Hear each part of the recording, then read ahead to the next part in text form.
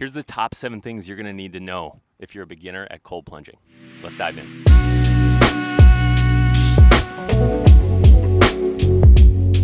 Cold plunging is sweeping the nation. People are jumping in for health benefits, resilience, and all the good excitement that comes with jumping in cold water and doing challenging things together.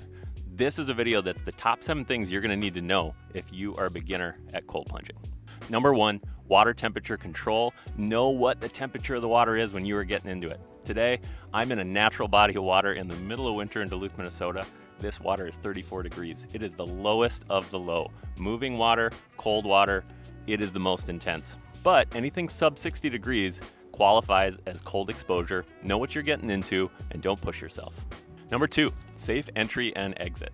You want to make sure as you are getting into and out of the cold plunge, whatever kind of body of water it is, you know how to get in and get out safely.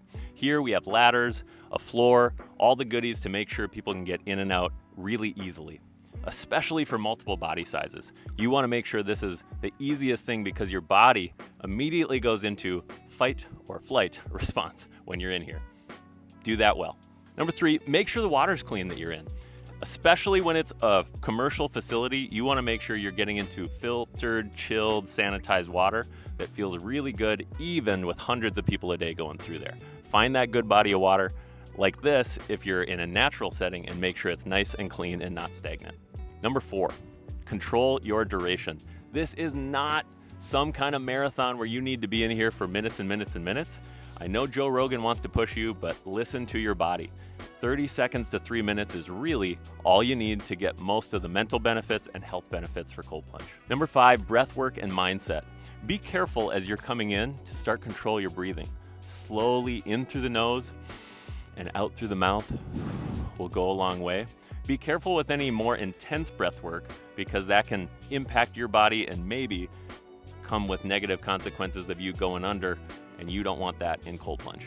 Number 6, it is good for beginners to have a nice cozy warm-up space nearby. Now, if you're a pro and you're really wanting to work on your metabolism, letting your body heat up naturally will increase that. But for those new to cold plunging, having a sauna, having a warm blanket, or having a cozy spot and fire to warm up to next to can be really, really helpful. Enjoy it. And number 7, you want an encouraging, not competitive atmosphere. You want people to be rooting for you, not trying to beat you out and not trying to go harder than you.